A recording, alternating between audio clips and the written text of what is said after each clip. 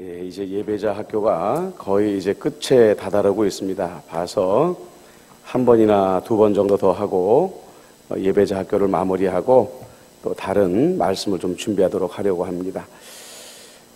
예배의 중심에 사실은 말씀도 있고 하지만 말씀만큼 중요한 것이 바로 찬양입니다. 그래서 찬양을 잘 드리는 예배자가 좋은 예배자다 이렇게 말할 수가 있는 거죠. 자, 찬양이라는 게 뭘까? 여러분들 나눠드리는 자료를 보세요. 하나님께 감사와 기쁨의 감정을 표현하는 행위다. 그래서 우리 마음속에 하나님을 향한 감사와 기쁨의 감정을 표현해 드리는 것이다. 혹은 하나님을 예배하거나 그분께 영광을 돌리기 위해 부르는 거룩한 노래나 연주, 찬양, 찬미 등을 찬양, 찬송이라고 부른다. 이렇게 말을 하고 있죠. 그래서 이 성경에 보면 찬양에 해당하는 아주 다양한 원어들이 등장을 합니다. 바라크라는 것은 무릎을 꿇다 이런 말이 되고요. 테힐라 또 할랄 이것은 드러나게 한다. 내 마음에 있는 하나님을 향한 감사와 기쁨을 드러나게 한다 이런 뜻을 가지고 있고요. 야다라는 것은 던진다라는 기본적인 의미를 가지고 있는데 이거는 우리의 목소리가 하나님께 닿도록 던진다라는 의미를 가지고 있겠죠. 그 다음에 율로기아라는 것은 좋은 말, 축복 이런 뜻을 가지고 있는데 우리가 하나님의 이름을 높여드립니다 이런 뜻을 가지게 되는 거고요. 메갈리노라는 것은 메가노, 메가스, 메가 이런 말의 원조인데 크다 이런 뜻을 가지고 있고요. 팔모스, 건드려 움직이다라는 것인데 이것은 악기를 연주하면서 찬양하는 것을 표현할 때에 이런 표현을 쓴다고 해요. 독사조라는 것은 독사라는 것은 헬라어로 영광이라는 뜻이죠. 그래서 하나님께 영광을 올려보낸다 이런 뜻이 되고 휄노스라는 것은 헬라어 문화권에서 신이나 영웅 등을 칭송하는 노래인데 또 하나님을 찬미하는 노래에서도 휄노스라는 표현을 쓰기도 했다는 말입니다. 자, 그럼 이 찬양의 대상은 누구일까요? 뭐 당연히 하나님이지만 구약과 신약에 있어서 좀 그 강조점이 다릅니다. 그래서 구약에 있어서 우리의 찬양을 받으시는 대상은 누구냐면 하나님의 창조의 사역, 탁월한 능력, 하나님의 구원, 그러니까 하나님의 위대한 능력을 주로 찬송할 때에 찬송을 드렸다. 자, 시편 21편 13절입니다. 시작. 여호와여 주의 능력으로 높임을 받으소서. 우리가 주의 권능을 노래하고 찬송하게 하소서. 자, 그래서 지금 찬송의 대상이 뭐예요? 주의 권능과 주의 능력 이렇게 하나님을 찬양한다는 거죠. 그런데 이제 신약 시대에 와가지고는 그 찬송의 주제가 바뀌게 되는데 그리스도의 십자가의 구원, 그리스도의 사역, 부활의 능력, 자 이런 것들을 우리가 찬송하게 되더라는 것입니다. 자, 계시록 5장 12절입니다. 읽어봅니다. 시작. 큰 음성으로 이르되 죽임을 당하신 어린 양은 능력과 부와 지혜와 힘과 존귀와 영광과 찬송을 받으시기에 합당하도다. 그래서 죽임을 당하신 어린 양, 십자가에서 우리를 위해 죽어주신 예수님의 구원 사역을 찬양의 주요 대상으로 삼았다 이렇게 말하고 있습니다. 자, 그러면 누가 찬양할까요? 자, 너무나도 당연한 것처럼 보이지만 시편에 보니까 주의 성도들이 마땅히 주님을 찬양한다라고 되어 있어요. 시편 30편 4절에 보니까 주의 성도들아 여호와를 찬송하며 그의 거룩함을 기억하며 감사하라 말했고요. 또 여호와의 종들이라는 표현이 나옵니다. 시편 113편 1절 시작. 할렐루야 주 여호와의 종들아 찬양하라 여호와의 이름을 찬양하라. 그래서 우리가 하나님의 백성이자 또 하나님의 종으로서도 마땅히 하나님을 찬양해야 된다라고 이렇게 말하고요. 자, 그 다음에 온 땅이 하나님을 찬양해야 된다고 말합니다. 또 모든 민족이 하나님을 찬양해야 된다고 말합니다. 자, 시편 66편 4절 시작. 온 땅이 주께 경배하고 주를 노래하며 주의 이름을 노래하리이다 할지어다. 자, 67편 3절 시작. 하나님이여 민족들이 주를 찬송하게 하시며 모든 민족들이 주를 찬송하게 하소서. 자, 그래서 여러분들 우리가 분명히 알아야 되는 건 뭐냐면 고대 근동의 신들은 부족의 신이었고 나라의 신이라고 제가 말씀을 드렸죠.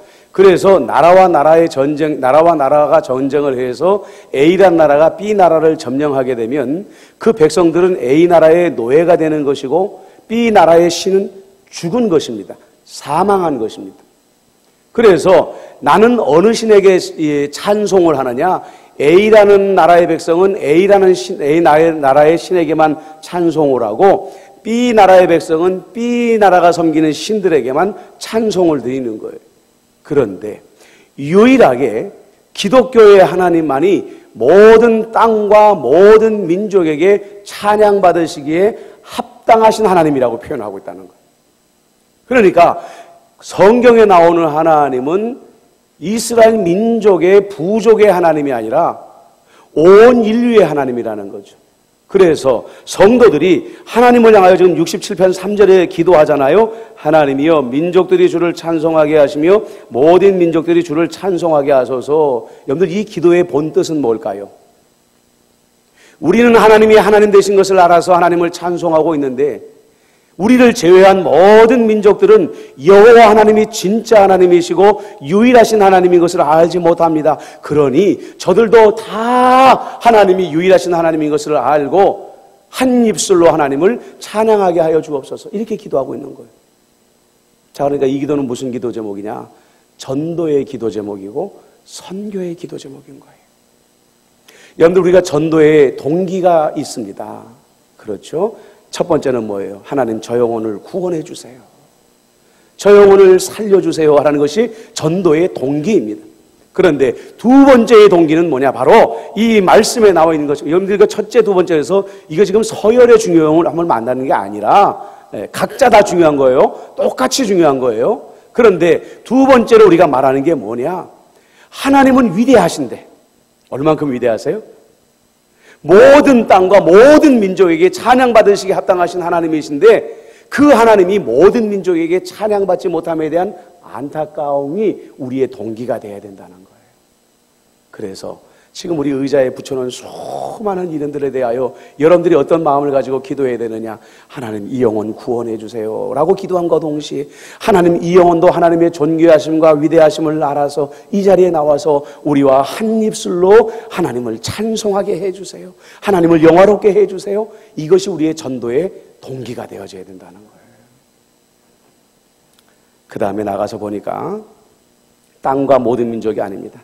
천사들도 찬양을 해야 되는데 그 다음에 온 우주가 하나님을 찬양해야 되는데 하늘의 장로들이라는 것은 정확하게 누구인지 모릅니다. 그러나 하나님 나라에 있는 존귀한 영적 존재들, 천사들의 존재들인데 이들도 마땅히 하나님을 찬송해야 된다. 이렇게 말하고 있어요.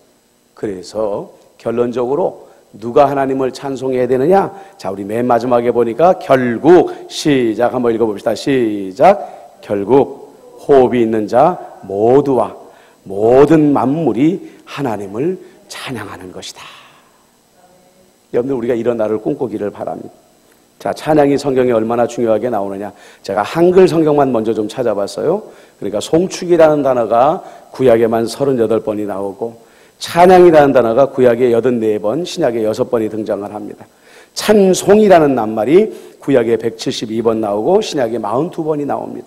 그리고 노래라는 말도 구약에 182회, 신약에 5번 이렇게 아주 자주 나오고 있는데요. 밥 코플린이라는 목사님이 쓴 책에 보니까 하나님을 찬양하라는 권고만 해도 59절이 등장을 하고요. 찬송과 관련된 단어들이 409절 이상 성경에 등장한다. 그러니까 하나님이 찬양을 얼마나 소중하게 보시는가 하는 것을 알죠. 자, 그러면 찬양이 유익함이라고 되어 있는데 이것은 여러분들 개인적인 유익함을 떠나서 예배자로서 우리에게 어떤 유익함을 주는가 하는 것을 살펴보려고 해요. 여러분들 성경에 나와 있는 예배자의 기준, 예배자의 모범이 있습니다. 그게 바로 여러분들 요한복음 4장 24절.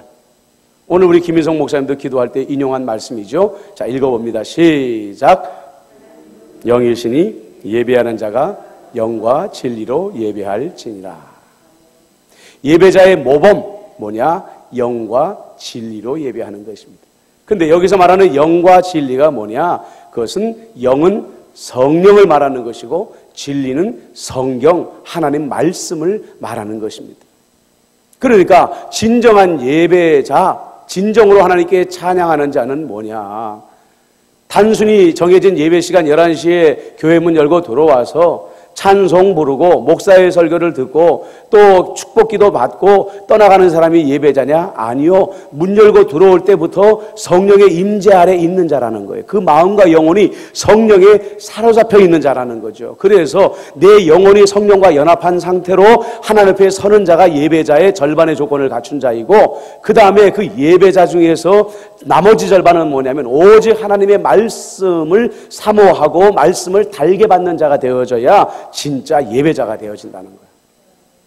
그래서 여러분들, 내가 늘 말씀드립니다. 예배의 형식이 참 중요하죠.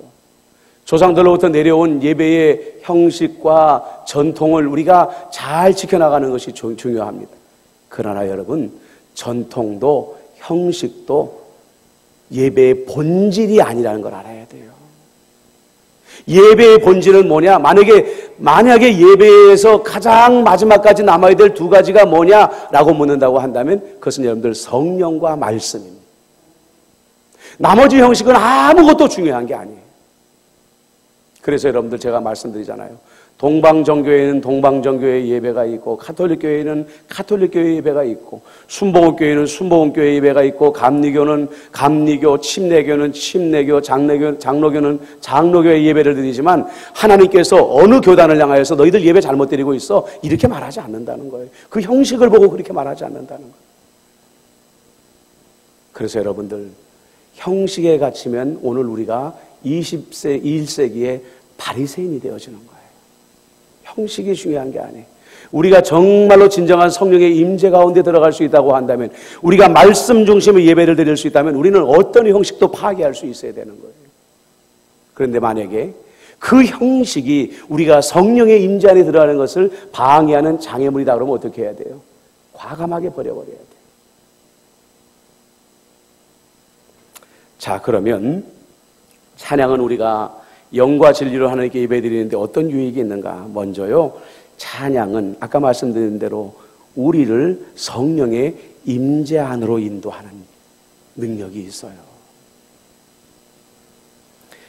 에베소서 5장 18절로 20절 읽어봅니다. 시작. 술 취하지 말라. 이는 방탕한 것이니 오직 성령으로 충만함을 받으라. 시와 찬송과 신령한 노래들로 서로 화답하며 너희의 마음으로 주께 감사하며 노래하며 찬송하며 범사의 우리 주 예수 그리스도의 이름으로 항상 하나님 아버지께 감사하며.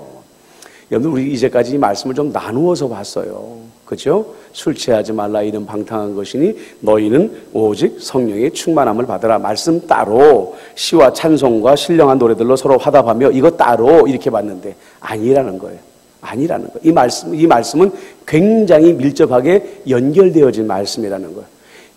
야, 성령 충만해. 그런데 어떻게 우리가 성령의 충만함에 들어갈까? 그것이 바로 시와 찬송과 신령한 노래들로 우리가 서로 화답하게 될 때에 성령의 임재 아래 들어가게 된다는 거예요. 무슨 말씀인지 아시겠어요?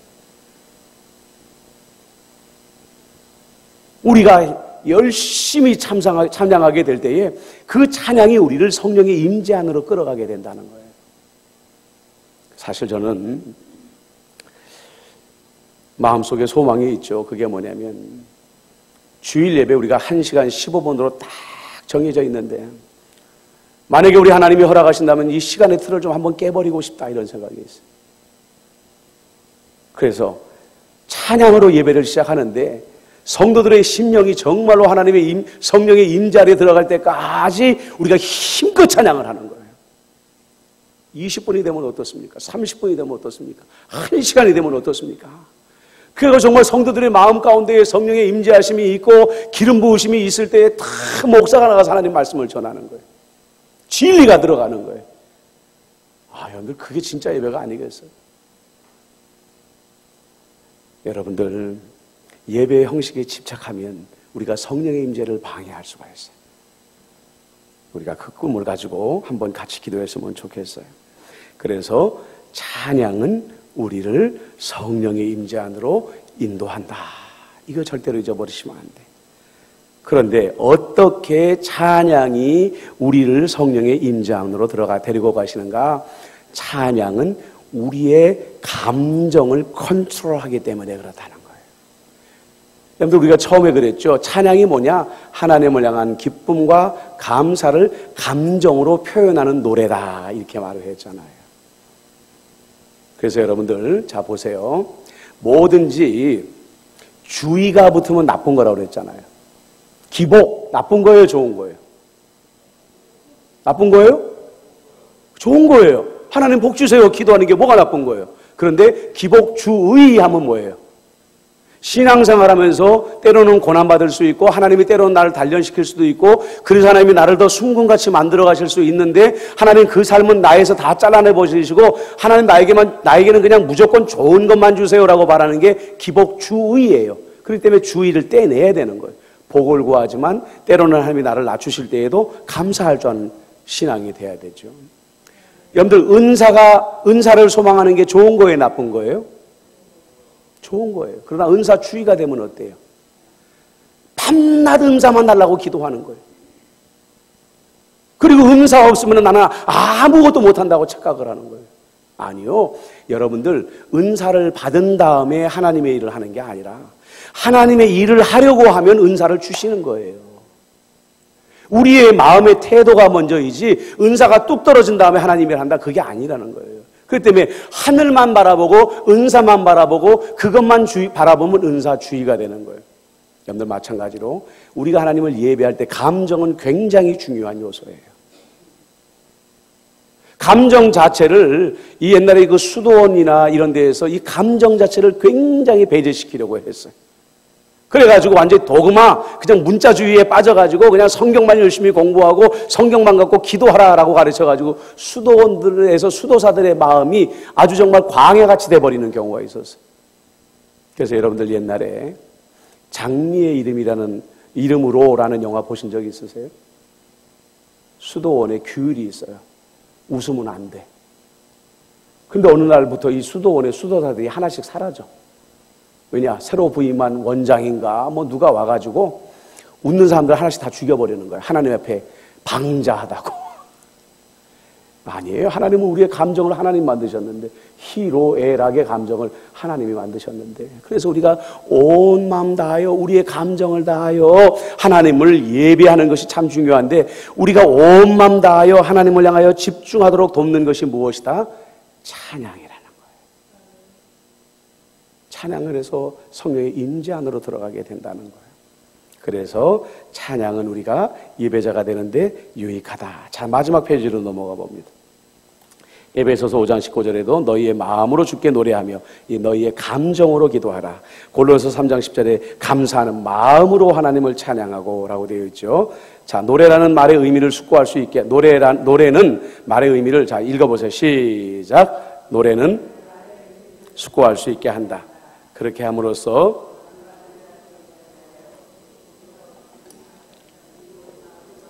가사가 전해주는 감정을 확장시킨다. 그것이 기쁨의 축제이든 경외감이든 혹은 진지한 회개이든 음악은 그런 정서를 이끌고 심화시키는데 특별한 영향을 미칠 수 있다.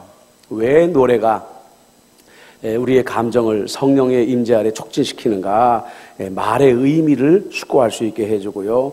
그러면 그 가사가 우리의 감정의 범위를 확장시켜준다는 거예요. 아셨죠? 자, 그러면 찬양은, 아까 우리가 예배자는 무엇과 무엇으로 예배드려야 된다? 성령과 말씀으로 예배드려야 된다. 진리로 예배드려야 된다는데, 찬양과 하나님의 말씀은 어떤 관계가 있나? 찬양은 우리로 하여금 하나님의 말씀을 기억하게 한다. 자, 신명기 31장 21절 22절 읽어봅니다. 시작. 그들이 수많은 재앙과 환난을 당할 때에 그들의 자손이 부르기를 잊지 아니한 이 노래가 그들 앞에 증인처럼 되리라. 나는 내가 맹세한 땅으로 그들을 인도하여 드리기 전 오늘 나는 그들이 생각하는 바를 아노라. 그러므로 모세가 그날 이 노래를 써서 이스라엘 자손들에게 가르쳤더라. 자, 보세요. 노래가 그들 앞에 증인이 되리라. 모세가 이 노래를 가르쳤다. 그러면 여러분들, 이 노래의 가사에는 어떤 내용이 들어갔을까요? 이스라엘이 어떻게 애굽을 탈출하고, 이스라엘이 그 광야의 땅에서 어떻게 하나님의 돌보신 가운데 구원을 받을 수 있었고, 이스라엘이 어떻게 많은 대적들이 그들을 치러 왔을 때에 그 전쟁에서 이길 수 있었는가 하는 그 내용들이 하나님의 말씀이 가사가 되고 노래가 되어졌다. 그런데 그 노래가 이스라엘 백성들에게 증인이 되어졌다. 그러니까 한마디로 하나님의 말씀을 노래 속에 담아서 그들이 기억하게 만들었다. 그래서요, 에버렛 퍼거슨이라는 분이 그리스도는 기독교의 찬송의 근거이자 내용이다. 그리스도인들은 그리스도에 대해 찬송한다. 그들이 하나님에 대해 찬송한다면 그것은 특별히 하나님이 그리스도를 통해 하신 일에 관한 것이다. 그래서 찬송은 그리스도의 복음 사역을 담고 있다. 이렇게 말하고 있고요. 그 다음에 올리버 섹스 박사라는 분 이렇게 말했어요. 모든 문화는 아이들이 글자, 숫자 그 외에도 목록 등을 익히는 데 도움이 되는 노래와 리듬을 가지고 있다라는 거예요. 그 나라의 문화나 그 나라의 역사를 전달하는 노래들이 있다라는 거죠. 왜요? 그 나라의 문화와 역사를 전수하기 위해서, 기억시키기 위한 노래가 있다라는 거예요. 자, 성인들도 마찬가지라서 시작. 성인들도 마찬가지라서 우리의 기억을 돕는 장치나 유형을 사용하지 않으면 계속해서 암기하거나 기억을 유지하는 정신 능력은 한계가 있다. 이때 우리의 기억을 돕는 가장 강력한 도구는 리듬, 박자, 그리고 노래다. 그래서 제가 목회할 때에 연만하신 어르신들을 모시는 그 자녀분들의 이야기를 들어보면요, 참 놀라워요. 뭐냐, 연배가 많으시니까 이제 뭐 치매가 오게 되잖아요. 그런데 이분들이 마지막까지 잊지 아니하고 정말 자기가 뭐 자녀들도 잊어버리고 배우자도 잊어버리고 다 잊어버리는데 마지막까지 기억하고 있는 게 뭔가 봤더니 찬송가는 마지막까지 기억하시더라는 거예요.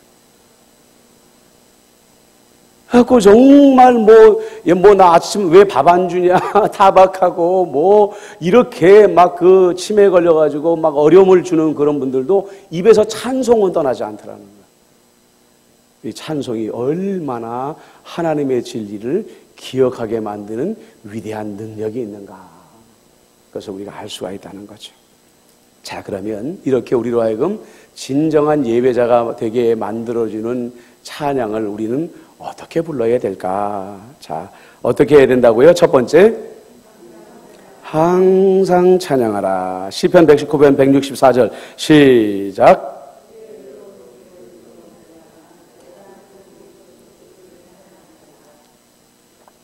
시편 34편 1절 시작.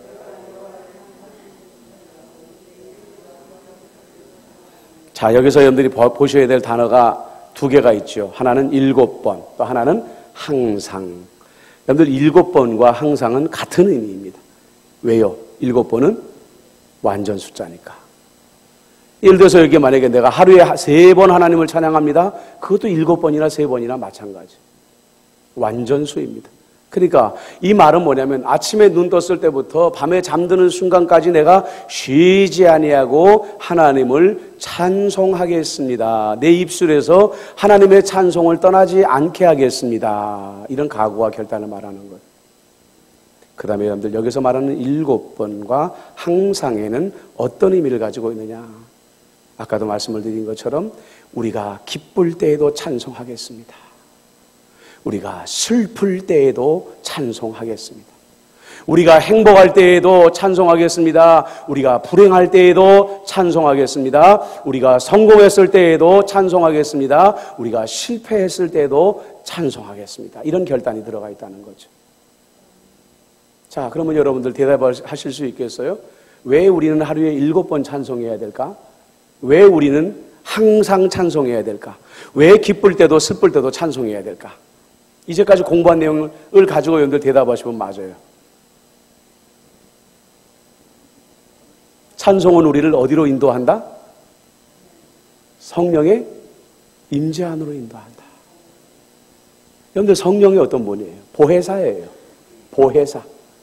우리를 보호하시고 위로하시고 돌보시고 치유하시고 강건케 하시는 분이 보혜사예요.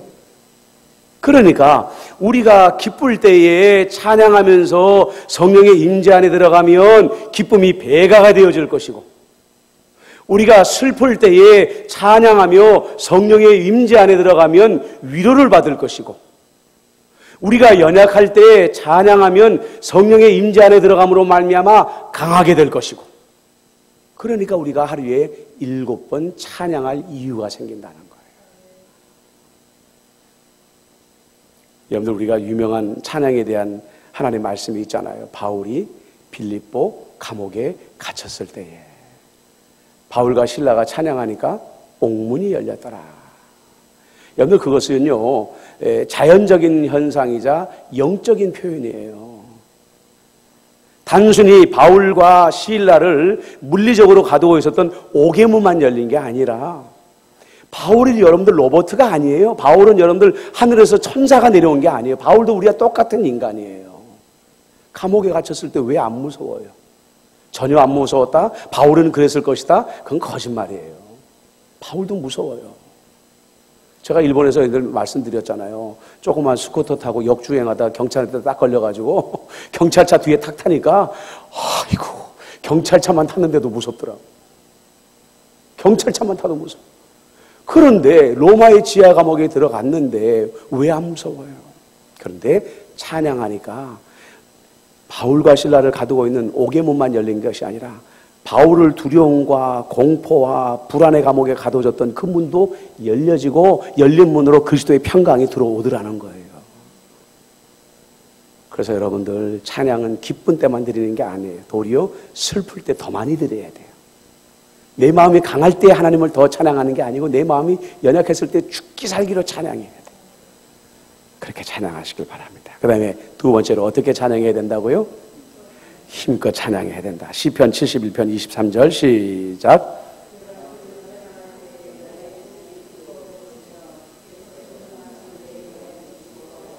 시편 103편 1절 시작.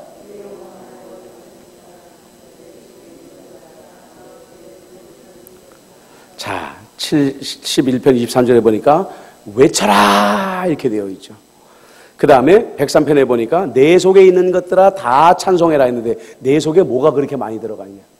세번역에서 이 본문 말씀을 어떻게 번역하고 있냐면, 내 영혼아 주님을 찬양하여라, 마음을 다 하여서 그 거룩하신 이름을 찬송해라 이렇게 말하고 있어요. 그러니까 오늘 자 말씀 제목이 뭐예요? 힘껏 찬양 드리는 예배자. 그래서 여러분들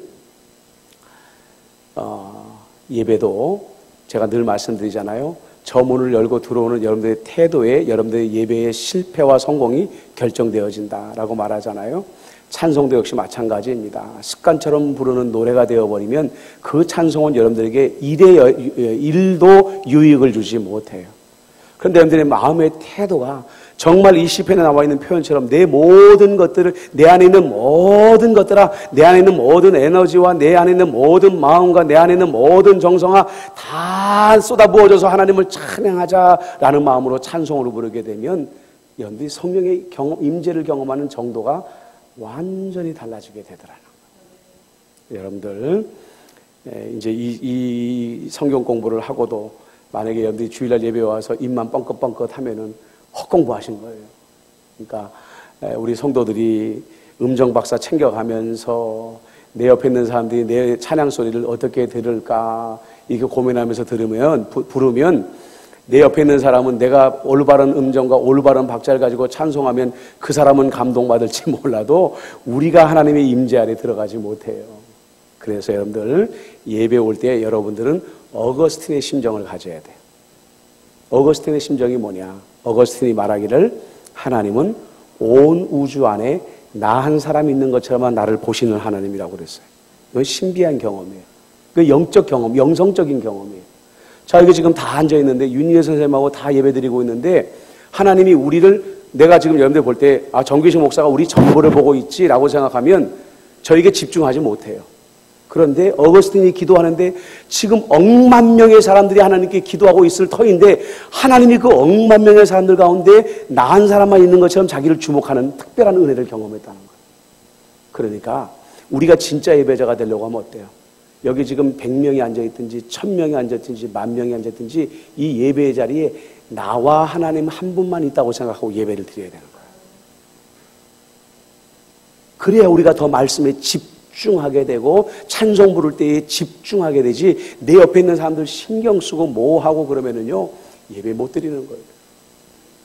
그래서 여러분들 정말로 하나님 한 분 계시고 나 한 사람 예배자 되어 하나님께 경배합니다라는 결단을 가지시고 항상 찬양하시고 힘껏 찬양하시는 여러분들 되시기를 바랍니다.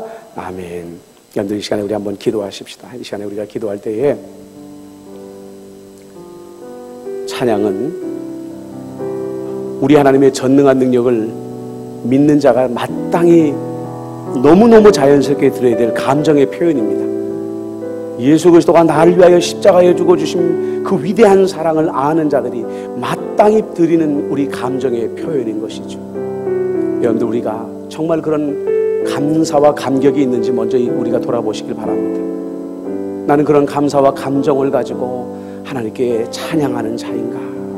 내 자신을 돌아보시길 바라고요. 우리가 그러면 먼저 기도될 게 뭘까요? 성령 하나님, 내 안에 우리 하나님의 위대하심에 대한 재발견과 그리스도의 십자가 사랑의 위대함을 다시 발견하게 하여 주옵소서. 우리가 먼저 그렇게 기도해야 될 것입니다. 그리고 하나님 아버지, 우리가 찬양 가운데에 진짜 예배자가 좀 되게 해주세요. 성령의 임재 안에 들어가서 그 기름 부으심과 그 위로와 그 능력 주심과 그 위로 은혜 주심을 경험하며 드리는 예배자가 되게 하여 주옵소서. 하나님, 우리가 찬양 드리는 가운데 우리가 부르는 가사 속에 하나님의 말씀이 내게 기억되어지고 정말로 히브리서의 말씀처럼 그 하나님의 말씀이 살아 역사하심으로 말미암아 우리의 심령과 및 골수를 찔러 쪼개고도 남음이 있는 말씀이 되게 해주세요. 여러분들, 찬양은 능력입니다. 우리의 성령의 임재가 부어지도록 하나님께 주신 위대한 도구입니다. 그러므로 우리가 진정한 찬양 드리는 자가 되게 해달라고, 힘껏 찬양 부르는 사람이 되게 해달라고 한 목소리로 기도하겠습니다. 기도합니다.